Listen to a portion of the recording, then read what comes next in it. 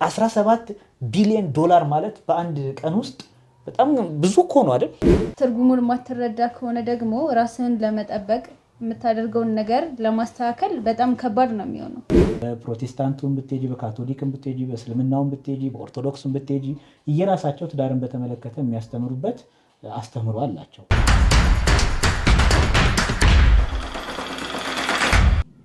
አይ በጨረሻ አለ። የቱ ጋር? ለምሳሌ አንተ በጣም የኔ ቅርብ ለምትለው ሰው እንደዚህ እኮ አጋጥሞኛል፣ እንደዚህ ሆኗል፣ አሁን እንዴት እንደምፈታው አላቅም ብሎ ስለተዳለ አለ። እንደዛም አለ እኮ ያንን እኮ ያልኩሽ ነው። በብዙ ሰዎች መሰብሰብና ግን ደግሞ አንተ ለምትቀርበው ሰው ይሄ ነገር ተፈጥሯል፣ እንዴት ነው ማስተካከል ያለብኝ? እኛ ጋር እንደው ምንድነው ይሄ ማህበራዊ ኮኔክቱ በጣም ሰፊ ነው አለ። እንደውም ማለት ከውጮች በተሻለ ሁኔታ ማህበራዊ ኑሯችን በጣም አሪፍ ነው። ምድር ለቤተሰቦቻችን ወይ ለኛ ለምንላቸው ሰዎች ያለብንን ችግሮች ምናምን እናጋራለን። ነገር ግን ይሄ ከምን ይመጣል መሰለህ? ሁሉም ሰው ለምሳሌ አሁን መጋባት የሚፈልጉ ሰዎችን ምንድነው እንፋታለን ብለው አስበው አይደለም የሚጋቡት። ገባህ? ነገሮች በጥሩ ሁኔታ ይሄዱልናል እኮ የግንዛቤ እንትን አይመስልሽ? ኖ የግንዛቤ ሁኔታ ሳይሆን ግንዛቤማ ቢሆን አለማወቅ ቢሆን እንትን ይላል። ከመጀመሪያው ግንዛቤው ግጭት እንደሚኖርና እነሱም ከቃሉ ሪሌሽንሺፕ ውስጥ ስትሆን እኮ መጀመሪያም እኮ ግጭት ይኖራል። እንደውም ሞር አሁን ለምሳሌ ከሌሎች ሰዎች ጋር ከምትጋጨው በላይ ሪሌሽንሺፕ ስትሆን በጣም እያንዳንዱ ነገር ግጭት አለው። ስልክ አለማንሳት፣ አለመደዋወል ምናምን ትዳር ውስጥ አሁን ለምሳሌ ባያነሳ ምንም ለትል የማችለውን ነገር ሪሌሽንሺፕ ውስጥ ሲሆን ግን ይሄ ትልቅ እንትን ነው፣ ግጭት ነው። ገባህ? ያንን ነገር ሁሉ ያንን ደረጃ አልፈው ነው እነዚህ ሰዎች የሚጋቡት። ግን ደግሞ በአንድ ጣራ ሲኖሩ እርስ በርስ የእውነት ማንነታቸውን ስለማይተዋወቁ ለዛ ነው የሚከብዳቸው እንጂ የግጭት አፈታቱን መንገድ ስለማያውቁት አይደለም። እንደዚህ ነው እንዴ? አንዳንዴ ጸባዮቻችን ቆይ ለምንድን ነው የስነ ልቦና ባለሙያ ጋር የሚሄዱት? የስነ ልቦና ባለሙያ ጋር የሚሄዱት እንትን አእምሯችን እኛ ለምሳሌ አናምንም እንጂ ስነ ልቦና ዲዚዝ ይኖርብናል፣ ጥቃቶች ይኖርብናል ውስጣችን ውስጥ። ለምሳሌ አሁን እንደ ኢትዮጵያ የተለመደ አይደለም ማለት የስነ ልቦና አማካሪ፣ ከዛ ደግሞ በትንሽ ነገር ምናምን ስለ ልቦና ሊጎዳ እንደሚችል የሆነ ትራማ እንዳለብህ ምናምን እሱን በቀላሉ ምናምን ሰዎች ነን አይደለንም። ልክ እንደዚህ አይነት ችግሮች በአብዛኛው ሰው አለበት፣ ግን ደግሞ ሳይካትሪስት ጋር አንሄድም። ገባህ? ያ ነገር ትዳር ውስጥ ሲሆን በጣም ትልቅ ችግር ስለሚፈጥርና ያ ነገር እንዳይስማሙ ስለሚያደርጋቸው ለዛ ነው ሳይካትሪስት ጋር የሚሄዱት። ከዛ በፊት ግን ለምሳሌ ማንም ሰው አሁን ለምሳሌ አብዛኛው ሰውም ሳይካትሪስት አይሄድም። ገባህ? ትዳር ውስጥ አለመግባባት ሲኖር ምንድነው በሽማግሌ በሃይማኖት እንትን ይፈታል እንጂ የሳይካትሪስት ችግር ነው ይሄ የአእምሮ ችግር ነው ምናምን ብለን አናስብም። የዚህ እጥረቱ አለብን፣ እውነት ነው። ግን ደግሞ በስልጠና ብቻ ይሄ የፍቺ ሁኔታው በጭራሽ እኔ ይቀንሳል ብዬ አላስብምም አልጠብቅም። ገባህ? ኢምፓክቱን በእርግጥ አሁን ላይ ሆነን የምንገምተው አይደለም። አሁን ላይ ሆነን እንደዚህ ላይ ሊሆን ይችላል ላይሆን ይችላል የምንለው ነገር አይደለም። ራሱ ሂደት ጊዜ እንትን የሚለው ነገር ግን ደግሞ እኔ በእኔ አመለካከት ይሄ ይሰራል ብዬ አላስብም። ምክንያቱም ህግ ነው የሆነው። ህግ ሲሆን ለምሳሌ አድርግና አታድርግ ነው አይደል? ህግ ለምሳሌ አንተ ህጉን ስለምታከብር ምናምን እኮ ምንድነው አላደርግም ብለህ ስለምታስብ ሳይሆን የሆነ ነገር ማታደርገው ህግ ስለሆነና ቅጣት ስለሚኖረው ነው አይደል? አብዛኞቹ ሰው ለምሳሌ ጥፋት ማጥፋት ይፈልጋል፣ ግን ደግሞ መቀጣትን ስለሚፈራ ነው እንጂ ጭንቅላቱ እኔ ይሄንን አላደርግም ብሎ ስሜቱ ስለሚለው አይደለም። ገባህ? እና ለትዳርም ደግሞ ልክ እንደዛው ነው። ልክ አንተ እንደዛ ብለህ ያላሰብከውን ነገር ግዴታ ሆኖብክ ስልጠናውን ትወስዳለህ እንጂ ውስጥህ ያለ ነገር ከሆነ ሊጠፋ አይችልም። ገባህ? ፍቺውም አለመግባባቱ ምናምን ካለ አሁን ለምሳሌ ሰው መጀመሪያ ኦኬ እኛ እንደዚህ ስለማናቅ እንደዚህ ያስፈልገናል፣ ስልጠና ያስፈልገናል፣ ሄደን እንሰለጥናለን ምናምን ቢሉ ከሰርጋቸው በፊት አቅደው ቢሄዱ እነዛ ሰዎች የራሳቸውን በኋላ ላይ ለሚፈጠሩ ችግሮች የራሳቸውን ማስተካከያ መንገድ ወስደዋል። ገባህ? ከዛ ግን እንደዛ ወስደው ደግሞ ትዳሩ ካልሰራ ማለት ምንም ማድረግ አይቻልም። ከዛ በኋላም ደግሞ ለምሳሌ ፍቺ የሚፈጸመው በቃ ተጋብተህ አልተስማማም አይ በቃኝ ብለህ ምናምን የምትሄደው ነገር አይደለም። ሽማግሌ ገብተውት የሃይማኖት አባቶች ገብተውት በጣም ብዙ ሁለቶቹ ሰዎች ራሱ በጣም ብዙ ነገር ለማስተካከል ሞክረው እንደማይስተካከል ሲያምኑ ነው ገባህ ፍቺ የሚካሄደው። ስለዚህ የግንዛቤ ማጠር ሳይሆን በቃ ራሳችንን ሁነን ስለማንቀርብ ሰዎችን ከዛ ደግሞ ሰዎች ለኛ ባላቸው ሁኔታ ነው እንጂ ለሌሎች ሰዎች ያላቸውን አመለካከት ስለማናይ ፍቺ እንዲፈጸም ይሆናል እንጂ ይሄ የግንዛቤ እጥረት ስላለ አይደለም። የራስ እንትን ነው ብዬ ነው እኔ የማስበው። አድማጮቻችን ያላችሁት የፈጠነ ሚዲያ ላይ ነው። ሰሞኑን በሚኒስትሪ ሚዲያም ሲዘዋወር የነበረ አንድ ርዕሰ ጉዳይ ነበር። እሱን ይዘን ነው በዛሬው ፕሮግራማችን ልንዳስስ ካሰብናቸው ፕሮግራሞች አንደኛውና ዋነኛው እሱን ነው አሁንም እየተወያየንበት ያለ ነው። ሰብስክራይብ ያላደረጋችሁ ሰብስክራይብ በማድረግ ይሄ እንደዚህ አይነት ርዕሰ ጉዳዮች ተደራሽ እንዲሆኑ ወይም ቤተሰብ በመሆን ተደራሽ እንዲሆኑ አድርጉ። ወይም ቤተሰብ ያላደረጋችሁ ወዳጅ ዘመዶቻችሁን ጓደኞቻችሁን ደግሞ በመጋበዝ ቤተሰብ እንዲሆኑ አድርጉ። ያው እንግዲህ እስካሁን እንደተከታተላችሁት ይህ ህግ ፍፄ አስፈላጊ ነው እያለ ነው። እኔ ደግሞ አያስፈልግም። ሰዎች በራሳቸው ግዴታ ህግ ማለት ያው ግዴታ ስለሆነ ሰዎች በፍላጎታቸው ማድረግ አለባቸው ብዬ እያሰብኩ ነው። የእናንተ አስተያየት ምን እንደሚመስል በኮሜንት አሳውቁን። ሰብስክራይብ አድርጉ።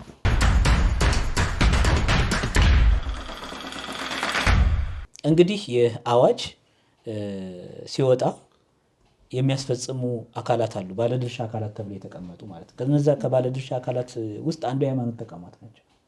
የሃይማኖት ተቋማት ደግሞ የራሳቸው የሆነ ስርዓት እና አሰራር አላቸው። ከዚህ በፊትም አሁን ስለ አዋጁ ስለወጣ ሳይሆን ቀድሞም ቢሆን ቅድመ ጋብቻ ስልጠናዎች የሚሰጡ የሃይማኖት ተቋማት አሉ። ስለ ጋብቻ፣ ስለ ትዳር መንፈሳዊ ሀሳቡ፣ መንፈሳዊ አረዳድ ምን ያህል ተቋም እግዚአብሔር ራሱ የመሰረተው ተቋም ነው ብለው የሚያስተምሩበት የራሳቸው የሆነ አሰራርና ስርዓት አላቸው። በሁለቱም በፕሮቴስታንቱም ብትሄጂ፣ በካቶሊክም ብትሄጂ፣ በእስልምናውም ብትሄጂ፣ በኦርቶዶክስም ብትሄጂ የራሳቸው ትዳርን በተመለከተ የሚያስተምሩበት አስተምሮ አላቸው። እነዛ አሁን እንደ ባለ ድርሻ አካላት መያያዛቸው ጥሩ ነው። አሁን ይህንን ነጥለሽ መንግስት ብቻ ሴኩላር የሆነ አስተሳሰብ ለመጫን ብቻ የተደረገ እንዳልሆነ ትረጃለሽ። ግን ካለበት የኔ ሀሳብ ነው ካለበት አሁን ካለንበት ወቅታዊ ትዳርን በተመለከተ ያለው አረዳድና የፍቺ መብዛት አንጻር እንደዚህ አይነት አሳሪ ነገሮች መኖራቸው ግድ ይላል ባይነኝ እንደኔ ማለት ነው። ይሄ ደግሞ ተፈጻሚነት ወይም አተገባበሩ ላይ ደግሞ እነዚህ አካላት መኖራቸው ደግሞ የበለጠ ደግሞ ነገሩን ጥሩ ያደርገዋል ባይነኝ። ምክንያቱም ራሱ ማህበረሰቡ ከተዋቀረባቸው ነገሮች አንደኛው ማህበራዊ እሴት ነው፣ ሃይማኖታዊ እሴቶች አሉ። ሁለቱም መርጅ ይደረጉን። እንደ ኢትዮጵያ ያሉ ሀገራት ደግሞ ሃይማኖቱና ማህበረሰባዊ እሴቶች የተዛመዱበት አገር ደግሞ ግዴታ እነዚህ አካላት ያስፈልጋሉ። ስለዚህ እነዚህ አካላት የሃይማኖት ተቋማትን የመሳሰሉትን ከስነ ምግባርና ከትውልድን የሚያነጹ ተቋማት ተብሎ የተለዩ አሉ አይደል? ዩኒቨርሲቲዎች፣ ትምህርት ቤቶች፣ ሃይማኖት ተቋማት፣ ቤተሰብ ራሱ አሁን እነዚህ ባህሉ ደግሞ የፈጠራቸው ደግሞ ለምሳሌ ቅድም ስትዩ የነበረው የሽማግሌ ምናምን የሚባለው ጽንሰ ሀሳብ ሽማግሌዎች ትዳርን ለማስታረቅ ብቻ ሳይሆን ስለ ትዳር ያለውን ግንዛቤ ከህይወት ተሞክሮ በማንሳት በእንደዚህ ስልጠና ውስጥ ፓኬጅ ውስጥ ሊያካትቱት ይችላሉ። የስልጠናው ይዘት ይሄ ነው የሚለው ስላልተቀመጠ ያንን ርዕስ ጉዳይ አንስተን በደንብ ዲቴል ላናወራበት እንችላለን። ግን ይህን ነገሮችን ቢያካትት የተሻለ ውጤት ያመጣል ባይ ነኝ። ራሱ ኤክስፒሪየንስ ስለሚኖረው ማለት ነው። እንግሊዞች የሚሉት ነገር አለ። በተለይ ደግሞ ማንም ሰው የሚያነበው ከተገኘ የሚነበብ መጽሐፍ ነው ይላሉ። ይህን ደግሞ አሰር ሲያደርጉት ሂውማን ላይብረሪ የሚባል አላቸው። ሂውማን ላይብረሪ ማለት ሁሉም ኤክስፒሪየንሱን በትላልቅ አረጋውያን የሆኑት ለወጣቶቹ ኤክስፒሪየንሳቸውን ሼር የሚያደርጉበት አውድ ነው። እንደዚህ አይነት አውዶችን የሚያካትት ከሆነ ውጤታማነቱ የበዛ ይሆናል። አዎንታዊ ውጤት ለማምጣት የጎላ አስተዋጽኦ ይኖረዋል ማለት ነው፣ እንደኔ ያረዳት ማለት። ግን እንደዚህ አይነት ህጎች የሚመጡት ነገሮች ከስርዓቱ ውጪ ማለት ከቁጥጥር ውጪ በሚሆኑበት ወቅት ነው። ለምሳሌ አሁን ፍቺ መጠን ከዚህም በኋላ ዝም ብሎ ሊበዛ ይችላል። ጭራሽ ትዳር የሚባል ነገር አንፈልግም የሚባል ደረጃ ላይ ሊደረስ ይችላል እኮ። ስለዚህ ያንን ትዳር የሚባለው ነገር የቤተሰብ መሰረት ነውና ቤተሰብ ደግሞ የሀገር መሰረት ነው እና ሀገር የምትጸናው በቤተሰብ ላይ እስከሆነ ድረስ ይሄ የህልውና ጉዳይ ነው ማለት ነው። መንግስት ከዚህ አንጻር ያነሳ ይመስለኛል። እኔ አሳመነኝ። ምንም አሁን ልል አልቻልኩም። እስካሁን ድረስ አላመንኩ ነበር። የኔ ምልከታ ደግሞ ሰዎች ይሄ ነገር እንደ ህግ ከሚቀመጥ ሰዎች በፍላጎታቸው የሚጋቡ ሰዎች በፍላጎታቸው ራሳቸው ስልጣን ነው። ለምሳሌ ፈልገን የሆነ ነገርና ግዴታ ሆኖብን ስናደርገው ተመሳሳይ ስላልሆነ ሰዎቹ ለእንደዚህ አይነት ነገር ህግ ሆኖባቸው ከሚሄዱ በፍላጎት የሚመጣ ነገር ቢሆን ብዬ ነው እኔ የማስበው። እና አድማጮቻችን ደግሞ የእናንተ ምልከታ ምን እንደሆነ ኮሜንት ጋር ብትነግሩን ደስ ይለናል። አስገዳጅ አይሁን ነው የእሱ ሀሳብ። እኛ እንደዚህ ያለን የእናንተ ሀሳብ ደግሞ ምን ይመስላል የሚለውን በኮሜንት ላይ እያሳውቃችሁ እንዲሁ በየቤታችሁ ደግሞ ቁጭ ስትሉ እርስ በርስ እየተወያያችሁበት ሀሳቡን ማዳበር ግብአት መስጠት የተሻለ ነው ብለን እናምናለን። ወደ ቀጣዩ ዝግጅታችን እንለፍ። ያላችሁት አሁንም ለማስታወስ ያህል የፈጠነ ሚዲያ ላይ ናችሁ። እኔ ፍጹም ሙሉጌታ ነኝ። ባልደረባዬ ደግሞ ቃል ኪዳን እሱ ባለው፣ ከካሜራው ጀርባ ደግሞ ዳንኤል ውብሸት ይገኛሉ። ወደ ቀጣዩ ፕሮግራም እንሄዳለን።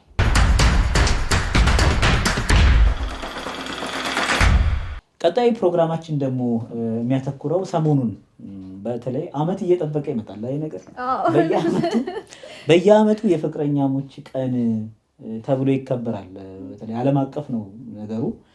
በሀገራችንም በተለይ ከቅርብ ዓመታት ወዲህ ነው በደንብ ትኩረት ተሰጥቶት ሲከበር የነበረው። ግን ቫለንታይን ዴይ ብዙ ጊዜ እነዚህ መጤ ይሏቸዋል፣ መጤ ባህሎች ይሏቸዋል አይደል? መጤ ባህል የሚባሉት ወደ ሀገራችን ሲገቡ በሀገራችን ባህልና እሴት መሰረት የተሰፉ ስላልሆኑ ትርጉማቸውን እንኳን ሳናቃቸው የምናስኬዳቸው ነገሮች አሉ። ከኛ ማህበረሰብ ውስጥ ያለ የሆነ የማይጣጣሙ ሆኖ ግን በግድ ለመጫን የሚሞክርበት ነገር ሚዲያው የራሱን አስተዋጽኦ ይወስዳል። ይሄንን የምናወራው ስለ ቫለንታይን ዴይ ነው። ቫለንታይን ዴይ ነው አክብረሽ ታውቂያለሽ? እኔ እንኳን አክብሬ አላውቅም። እና ደግሞ ምንድነው ቫለንታይን ዴይ ያስፈልጋል ብሎ ከሚያስቡ ሰዎች ውስጥም አይደለሁም። ለምን ፍቅር ለምን በአንድ ቀን ብቻ ይገለጻል? ለምሳሌ ሁሌም አንተን የሚወድ ሰው ሁሌም ለአንተ በስነ ስርዓት አበባ ሊገዛልህ ይችላል፣ ቸኮሌት ሊገዛልህ ይችላል። ቀኖቹን ዝም ብለህ ሁሌም የፍቅር ቀን ነው በቃ ከሰዎች ጋር እንትን እስካልክ ድረስ በአንድ ቀን ብቻ መወሰኑ እንደኔ አስፈላጊ አይመስለኝም። ሁሌም ነው መኖር ያለበት። ሁሌም መሆን አለበት። በጣም ምንድነው ፍቅር ሁሌ ያለ ነገር ሲሆን በአንድ ቀን ብቻ ወስነን መከበሩ ልክ አይመስለኝም። ግን ዳኒ ግን ብዙ ጊዜ ያክብሯል። እውነት? እስኪ እና ታዲያ አሁን ከዳኒ ነው የምንሰማው። በእርግጥ በሁለት ጎራ ነው ያለው አይደል? አስፈላጊ ነው አስፈላጊ አይደለም የሚሉም አሉ። አሁን ለምሳሌ ሌላ ትርጓሜው ራሱ አመጣጡ ከየት መጣ የሚባለውን ነገር ራሱ ለሆልድ አድርገ ነው ይዘ ነው አተገባበሩ ላይ ራሱ አስፈላጊ ነው አስፈላጊ አይደለም የሚለው። አሁን ለምሳሌ አንቺ አንደኛው ማሳያ ነሽ አስፈላጊ አይደለም ከሚሉት ወገን ማለት ነው። አስፈላጊ ነው ብሎ ደግሞ ሽንጣቸው ገትሮ የሚከራከሩ ደግሞ አሉ። በነገራችን ላይ አንድ ነገር ያስታውሽ ምንድነው ብላክ መንዝ የሚባል አለ አይደለ? በተለይ ይሄ ጥቁሮች ወር የሚባል አድዋን ተከትሎ አሁን የዘመጨው የአድዋ እንትን አይደለ? የካቲት ነው። የካቲት ወር ብላክ መንዝ ነው የሚባለው፣ የጥቁሮች ወር ነው የሚባለው። ይሄ የጥቁሮች ወር ተብሎ ለምንድን ነው አንድ ወር ብቻ የተሰጠው የሚሉ አሉ። እና ጥቁር ሆነው ራሱ ብላክ አሜሪካውያን ናቸው። ጥቁር ሆኖ ለምንድን ነው የጥቁሮች ወር ተብሎ የሚከበረው ለአንድ ወር ብቻ ሁሌም ነው መከበር ያለበት የሚሉ አሉ። እነሱን አስታወሽ። አሁን ፍቅር ሲባል ሁሌም ይኖራል። ፍቅር ሲባል ማለት አሁን ዋናው ጉዳይ እሱ አይደለም። ቫለንታይን ዴይ በተመለከተ ፍቅር የሚባለው ነገር የተተረጎመበት መንገድ ነው። እሱ እንደውም ደግሞ የበለጠ የተተረጎመበት መንገድና የሚደረገው ድርጊት ደግሞ በጣም የሚያስደነግጥ እንዴ ምናምን ብለህ ማለት ፍቅርን ከመግለጽ ያለፈ የሚመስል አይነት ድርጊት ነው የሚንጸባረቀው። በጣም አሁን ለምሳሌ እንደኛ እንደ ባህላችን ልክ እንደ ሀበሻ ባህል አይደለም የቫለንታይን ብዙ ነገሮቹ ባህላችንን አይወክሉም። እና እኔ ሰው በዚህ ልክ ባያከብር በዚህ ልክ ደግሞ ኪስህን ራሱ መጉዳት ያለብህ አይመስለኝም ማለት በጣም አሁን ለምሳሌ እኔ ሲሰማ አበባ በጣም የአበባ ዋጋ ይጨምራል። የቸኮሌቶች የጊፍቶች ዋጋ ምናምን ይጨምራሉ። ሰው አንተ የምትወደውን ሰው በኖርማል ቀን ዝም ብለክ ብር ስታገኝ ወይም ደግሞ ፍቅርህን ለመግለጽ መስጠት እየቻልክ ከዓመት አንድ ቀን ጠብቀክ ሰጠክ። ከዛ ደግሞ በጣም ብዙ ወጪ አውጥተህ ይሄ ከኢኮኖሚ ጋር ራሱ አስፈላጊ ነው ብዬ አላስብም። እና ደግሞ ማገናዘብ ለማይችሉ አስራዎች ውስጥ ላሉ ልጆች ለነሱ ደግሞ ጭራሽ ምንድነው አስፈላጊ ነው ብዬ አላስብም። የሚረዱበት መንገድ ለምሳሌ አሁን ሃይ ስኩል ያሉ ልጆች ሁሉ ያከብራሉ ቫለንታይን ዴይ ተብሎ። ይሄ በቃ ከባድ ምንድነው ቀውስ ነው ማለት። አሁን ለምሳሌ ትልቅ ሰው ሲሆን ይረዳል፣ ትርጉሙንም ይረዳል፣ የሚያደርገውን ነገርም ይረዳል፣ ማገናዘብ ትችላለህ፣ ችግር የለውም። ግን ደግሞ ይሄ አንደሬጅ የሚባሉት ሃይ ስኩል ያሉ ልጆች ሁሉ የሚያከብሩት ዳይ ነው ምናምን። አዎ ግን ይሄ አሁን አከባበሩ ብቻ ሳይሆን ራሱ የት መጣ ከየት መጣ የሚሉት ነገሮች ራሱ በጣም ትርጉሙን አሁን እኛ ከምንረዳው ወይም እኛ ኢትዮጵያውያን ከተረዳንበት መንገድ ለየቅል ሆኖ እናገኘዋለን። ከ17 ቢሊዮን ብር በላይ ያወጣሉ። ዶላር ነው በቃ 17 ቢሊዮን ዶላር። ይሄ ማለት ጊፍቶች ለመሰጣጣት ነው። የተለያዩ ቸኮሌት፣ ፖስት ካርድ የመሳሰሉትን ነገር ለመስጠት ነው። ይህ አሜሪካ ውስጥ ነው የሚደረገው። አሜሪካውያን ይህንን ሲያከብሩ የራሳቸው መነሻ ሀሳብ ሊኖራቸው ይችላል ማለት ግን ምን ይላሉ ራሱ ሞቷቸው ስትያውን ከሰማን ውስጥ ላቭ ኢዝ ኢን ዘ ኤር ነው የሚሉት። እንደውም በዚህ ቀን እኮ የሚደረግ ግንኙነት ከሌላው ግንኙነት ላይ የተለየ ነው ይላሉ። ስለዚህ ዋናው ትኩረቱ ምንድን ነው? ግንኙነት ነው፣ ፍቅር አይደለም ማለት ወንድና ሴት ግንኙነት ማድረግን ነው ፕሮሞት የሚያደርጉበት ማለት ነው። በዚህ ቀን ከከለር ምርጫ እንኳን አንጻር ለምሳሌ ከለር ስነ ልቦናዎች እንትን ስታይ ከከለር ምርጫ አንጻር እንኳን የቫላንታይን ዴይ ከለሩ ምንድን ነው? ቀይ ነው። ቀይ ለምን ይመስልሻል? ደም ነው አይደለ? ያ ማለት በግንኙነት ወቅት በጣም ድንግል የሆኑ ሴቶች አይደለ በዚህ ወቅት ግንኙነት ይፈጽማሉ። ያቺ ደም ነች ቀይዋ የሚል እሳቤ አላቸው። ለእኛ ገር በጣም አሁን ለምሳሌ ትርጉሙን በስነ ስርዓት አብዛኛው ማህበረሰብ ይረዳዋል ብዬ አላስብም። እና ትርጉሙን የማትረዳ ከሆነ ደግሞ ራስህን ለመጠበቅ የምታደርገውን ነገር ለማስተካከል በጣም ከባድ ነው የሚሆነው። ይሄ ለታናናሾቻችን ምን እያስተማርናቸው ነው? ከኛ በታች አንደሬጅ ላሉ ልጆች ምን እያስተማርናቸው ነው? ተገቢ ነው ወይ? አሁን እንደዚህ አይነት ነገሮችን ሲያዩ ልክ እንደሆነ ነው የሚያስቡት። የሚያደርጉት ነገር ልክ እንደሆነ ነው የሚያስቡት። እና ይሄ በጣም እንደውም ከጥሩ ቀንነቱ ይልቅ የአብዛኛውን ሰው ህይወት የሚያበላሽ ቀን ነው እኔ ብዬ የማስበው። እዛ ስላደረጉት ብቻ የምንቀበላቸው እንትኖች አሉ እና ከነዛ ውስጥ አንዱ ነው ይሄ ማለት እንዳየሽው አርኬዲያ በምትባል ቦታ ላይ ክልል ላይ ግሪካውያን ለአምላካቸው በዓል ያደርጋሉ። የአምላካቸው ማን ነው? ፓን የሚባል ነው። ለምሳሌ ፓንኬክ ይባላል። ስያሜው ከዛ ነው የመጣው። ፓኒክ ይባላል። ይሄ ጭንቀት ምናምን የመሳሰሉት ነገሮች ማለት ፓኒክ የሚለው ቃል በራሱ ከዛ ከፓን ከምትለዋ ነው የመጣው። የሚገርምሽ ለእረኞች ዋሽንግተን ያስተማረው ይሄ ነው። ይሄ ፓን የሚባል ነው። ሀፍ ጎት ሀፍ ሂውማን የሆነ ወይም ግማሽ ፍየል ግማሽ ሰው የሆነ አካል ነው እና ምንድን ነው ጫካ ውስጥ ነው እንትን የሚለው። በጫካ ውስጥ ሆነው ልጃገረዶችን እየወሰዱ ልጃገረዶች ማለት ምንም ግንኙነት ያልፈጸሙ ድንግል የሆኑ ልጃገረዶችን ይወስዱለትና እነሱን ይደፍራል። ያን ደፍነ ጨርቅ የእነሱ ደም እንትን ያለው ጨርቅን ይዘው ይመጣሉ። የዛን ጊዜ በዓል ተከበረ ይባላል። መስዋዕት ሆኑ ማለት ነው። ግብረ ሰዶማውያንም በነገራችን ላይ ይሄ አምላካቸው ግብረ ሰዶማውያንም እረኞች ወንዶች እረኞችን ጋር ግንኙነት ማለት ግብረ ሰዶማውያን ሲፈጽም እንደሚፈጽም በታሪክ ድርሳናት ላይ ተቀምጠዋል ማለት ነው። ሮማውያን ከዚህ ነው ወስደው እንትን ያሉት። ዋነኛ የሚከበረው ይሄ የፓን የሚባለው አምላካቸው በዓል ነው። የመስዋዕት በዓል ነው የሚሆነው፣ መስዋዕት በዓል ማለት ነው። ስለዚህ እኛ ግን አሁን ወደኛ ኮንቴክስት ስናመጣው ኢትዮጵያ የሃይማኖት ሀገር ነች። ወደድንም ጠላን የሃይማኖት ሀገር ነች። 99% የሚሆነው ሃይማኖተኛ ነው። ክርስቲያኑ፣ ሙስሊሙ ማለት ነው። የየራሳቸው አስተምሮ አላቸው። ይሄ ሀገሪቷ ከተመሰረተችበት የሃይማኖታዊ እሴት ወይም ባህላዊ እሴት በተጻራሪ የመጣ ነው ማለት በስውር የገባ ሴኪውላር የሚመስል ግን ሃይማኖታዊ የሆነ ወይም ባዕድ አምልኮ የሆነ ክስተት ነው ማለት ነው። ወጣቶቹን በአብዛኞቹ አሁን ለምሳሌ አዲስ አበባ ውስጥ ስትሄጂ አብዛኛው የመኝታ አገልግሎት የሚሰጡት ዋጋቸው ይጨምራል በቫላንታይን ዴይ። ቅድም እንዳልሽው ነው አበባ የሚሰጡት እንትን ይላሉ።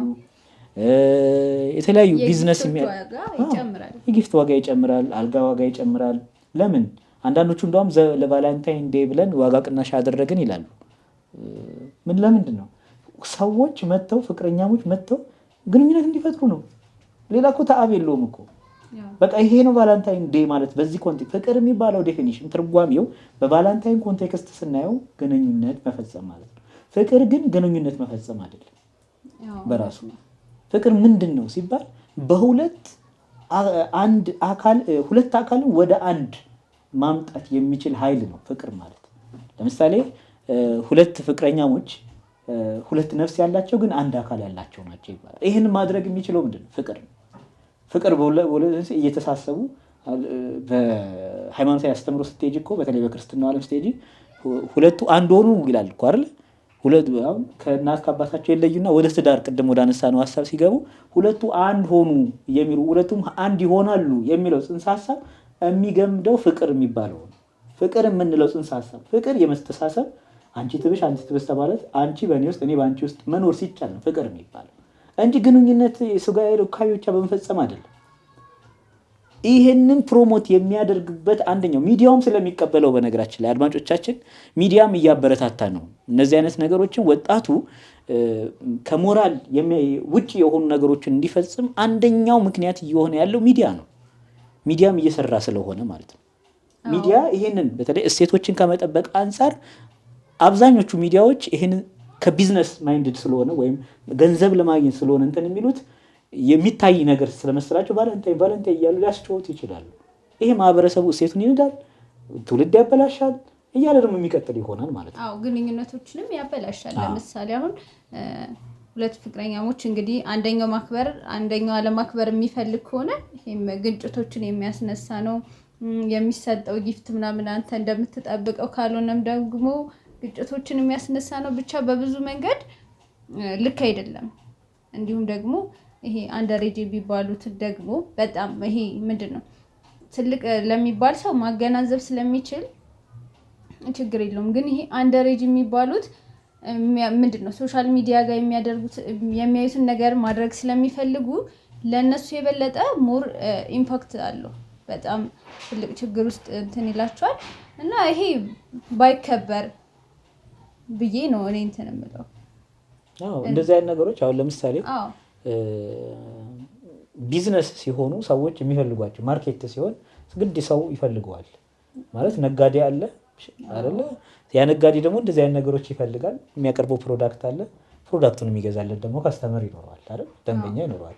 እንደዚህ አይነት ቀናቶችን በልዩነት ትኩረት ሰጥተው የሚሰሩ ነጋዴዎች ይሄ እንዲቆም አይፈልጉም። እንደዚህ አይነት ነገር እንዲተላለፍም አይፈልጉም። ስፖንሰር የሚያደርጉ ድርጅቶችም ላይኖሩ ይችላሉ። በተለይ እንደዚህ ባህላችን እሴታችንን እንጠብቅ የሚሉ ሚዲያዎች ሲመጡ ስፖንሰር አይኖራቸውም አብዛኛውን ጊዜ። ለምን? የማርኬቲንግ ጉዳይ ስለሆነ ማለት ነው። በ17 ቢሊዮን ዶላር ማለት በአንድ ቀን ውስጥ በጣም ብዙ እኮ ነው አይደል? ወደኛ ብትመታው በአሁኑ ምንዛሬ እንዴ ሀገራችን በጀት እኮ ሊሆን ይችላል እኮ አንድ አመት በጀት ምናምን አይሆንም። ከዛ በላይ እኮ ነው። ይሄ ማለት ምን ያህል ይሄ እንትኑ ማርኬት ሆኗል ማለት ነው። ቢዝነስ ሆኗል ማለት ስር የሰደደ ነገር እንደሆነ ከዛ ደግሞ እዚህ ወደኛ ስናመጣው ደግሞ ፈረንጆቹ የሚያደርጉትን እያንዳንዱን ነገር መከተል የለብንም። የነጮቹን ስታይል ለምሳሌ ከነሱ መውሰድ ያለብን የሆነ ነገር ይኖራል እንጂ እያንዳንዱ የሚያደርጉትን ነገሮች መውሰድ አለብን ማለት አይደለም። ዘመናዊነትም አይደለም ይሄ። ዘመናዊነት አሁን ለምሳሌ ዘመናዊነት የሚለው ጽንሰ ሀሳብ በራሱ ዘመናዊነት ማለት ዘመንን መዋጀት ማለት እኮ ነው። አሁን ዘመናዊነት ሲባል የሆነ አንተን ባህልና አምጥተሽ ራስሽ ላይ እንትን ማለት አይደለም። ዘመናዊነት ይሄ አይደለም። ዘመናዊነት የሚባለው ዘመኑን ራሱ መቆጣጠር፣ ዘመኑን መዋጀት፣ ዘመኑን መግዛት ስትችይ ነው። ያንን ዘመን እንዴት ነው የምገዛው ሲባል በእሴት ነው። ሀገር በእሴት ውስጥ ነው የምትኖረው፣ ተቋጥራ በእሴት ውስጥ በማህበረሰቡ የሚያበጃቸው በዘመናት በልምድ የመጡ ከግለሰብ እስከ ማህበረሰብ ድረስ የመጡ የሀሳብ ጥርቅሞች፣ የልምድ ጥርቅሞች ባህል ሆኖ የመጡ አሉ። እንደኛው ሀገር እንትን አሁን ለምሳሌ ኢትዮጵያ ውስጥ ያሉ ውጭ የማይከበሩ አሉ አይደል? ባህላዊ ሆነ ሃይማኖታዊ ሆኑ እንትኖች ማለት ነው። ለምሳሌ የማርያም ትማርሽ ነው የሚባለው። ሰው ከወለደ በኋላ ሴት ከወለደች አራስ አሁን ፈረንጆቹ ጋር እንደዚህ የለም፣ እኛ ጋር አለ። አሁን ይሄ መጀመሪያ እንኳን ማርያም ማረችሽ ይባላል። ሲወጡ ደግሞ ስርዓት አለው በራሱ። አየህ፣ ይሄ ዝም ብሎ በአንድ ቀን በወንዝ ደራሽ ምናምን የመጣ ወፍ የዘራው ነገር አይደለም፣ በዘመናት የመጣ ነው። ያንን ይዘሽ አስጠብቀሽ ከተፈጥሮ ጋር ተስማምተሽ ማስኬድ ነው ዘመናዊነት ማለት።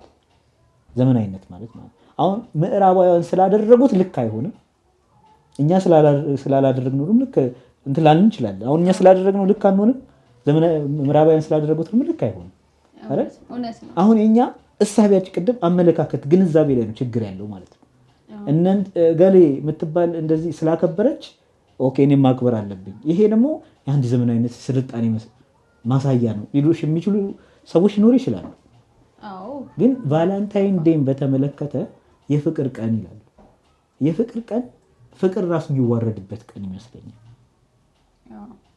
ለስሙ በፍቅር ተከለለ እንጂ ሌላ እንትን ያለው ሌላ ዓላማ ያለው ሌላ ድርጊት ያለው። ለምሳሌ ሁሌም በምናውቀው ፍቅር እንደዛ አይደለም። በስነ ስርዓት ማውን ለምሳሌ እኛ አብዛኛው ሰው ሃይማኖቱን በጣም እንደመከተሉ መጠን ኢትዮጵያ ውስጥ አብዛኛው ሰው ሃይማኖተኛ ሰው እንደመሆኑ መጠን ይሄ ምንን ያበረታታል? ከጋብቻ በፊት ግንኙነት ማድረግ ኖርማል እንደሆነ ማህበረሰቡን እያስተማረው ነው። የሚመጡ ትውልዶችን ወጣት ትውልዶችን በሙስሊምም በኦርቶዶክስም ይሄ አይፈቀድም አይደል? ከጋብቻ በፊት ግንኙነት ማድረግ አይፈቀድም። ግን ይሄንን ቀን ይሄ ቫላንታይን ዴይ መከበር ሲጀምር ይሄ ከጋብቻ በፊት አብሮ ማደር ግንኙነት ማድረግ ኖርማል ነገር እንደሆነ ከዛ ደግሞ ይሄ ደግሞ ምንን ያስከትላል? ጋብቻ አሁን ለምሳሌ አንተ እንደዚህ አይነት ነገሮችን ሳታገባ የምታገኝ ከሆነ ለምን በአንድ ጣራ ውስጥ ትታሰራለህ አይነት ነገር ይመጣል። ሳላገባ መኖር አልችልም ወይ? አዎ ልክ እንደዚህ አይነት ስሜቶችን እንዲፈጥሩ የሚያደርግ ነገር ነውና አያስፈልግም። አዎ እንደዚህ አይነት ነገሮች ሲመጡ ብቻ ዝም ብሎ ከመቀበል ማይንድሌስ ኮፒ ነው የሚባለው አይደል? ጭፍን ግልበጣ ከመሆን ይጠቅማሉ አይጠቅሙም? አሁን አንቺ ሸሚዝ ትለብሻለሽ፣ እጅጌው ሊረዝምሽ ይችላል፣ አንቺ አልተስማማም ማለት ነው። ስለዚህ ከኛ ማህበረሰብ ጋር የሚሄዱ ናቸው አይደሉም፣ ከኛ ማህበረሰብ እሴት ጋር የሚሄዱ ናቸው አይደሉም የሚለውን ነገር ለይቶ የሚጠቅመውን ነገር መውሰድ። ብዙ የሚጠቅም ነገሮች አሉ። ፈረንጆቹ የሚጠቅሙትን አያሳዩንም። እንደውም አንድ ሰው ምን ሲል ነበረ፣ አብዛኞቹ ብላክ አሜሪካውያን አእምሮ የሚፈልግ ነገር ላይ አይደለም የተሰማሩት፣ እንዲሰማሩም አይፈልጉ፣ ወይም ያ ሆን ተብሎ ታሪካቸው ይደበቃል። የዋይት ሱፐርማሲ የሚባል ነገር ስላለ ማለት ነው። ምንድን ነው? ለምሳሌ አብዛኞቹ ብላክ አሜሪካውያን ራፐሮች ናቸው፣ ድረግ እንትኖች ናቸው፣ የሚሸጡ የሚያዟዙሩ ናቸው፣ አጉል እንትን ላይ የተሰማሩ ናቸው። ወይም ደግሞ የቦዲ ቢልዲንግ ላይ ወይ ቦክስ ላይ ምናምን ታያቸዋለን። ጭንቅላት የሚጠይቅ ነገር ላይ አያሰማሯቸውም።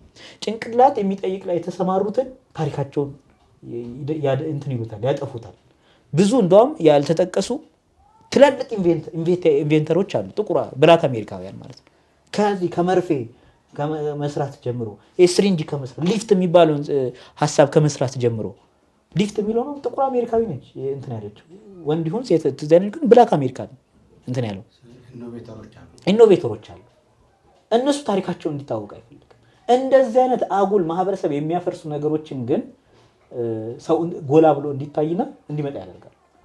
ስለዚህ የምንቀበለውን ነገር የምናይበት መነጽር ማስተካከል፣ ከባህላችን ጋር ይሄዳል አይሄድም የሚለው ምክንያቱም ትውልድ ገዳይ ይሄ ነገር ዛሬ ላይ የሚቆም አይደለም። ነገ እየሰፋ ደግሞ ሌላ ነገር ሊጠይቅብን ይችላል። አሜሪካ ውስጥ 17 ቢሊዮን ዶላር ነው የሚፈጀው። ነገ እኛ ጋር ይሄ ነገር አለመፍጀቱ ምንም ዋስትና የለም። ይሄ ነገር ሆነ ማለት ምን ያህል የማህበረሰብ መዋቅሩ እንደሚፈርስ፣ ቤተሰብ፣ ትዳር የሚባለው ነገር ድምጥማጡ እንደሚጠፋ ያው የጊዜ ጉዳይ ነው እንጂ የሚሆነው ምናየው ነገር ይሆናል ማለት። እኛ ግን ምን አለን አድማጮቻችን እንዲወስድልን የምንፈልገው እኛ ሀሳብ እንጭራለን። ሁሉም በየቤቱ እንዲወያዩት፣ እንዲያራግቡት፣ እንዲመካከሩበት እንፈልጋለን። ስለዚህ ሁላችሁም ባላችሁበት በእናንተ በምትገናኙበት የግንኙነት አውድ ውስጥ ይህን ሀሳብ እያነሳችሁ ትውልድን የመጠበቁን ስራ ወደ ቀልብ የመመለሱን ነገር እንዲሰራ እኛ ሀሳብ አቀበልን። ያላችሁት የፈጠነ ሚዲያ ላይ ነው። በቀጣይ በተለያየ ሀሳብ በተለያየ ርዕሰ ጉዳዮች የምንገናኝ ይሆናል። ሚዲያው የፈጠነ ሚዲያ ነው። አብራችሁን ስለቆያችሁ ግን ሻሎም።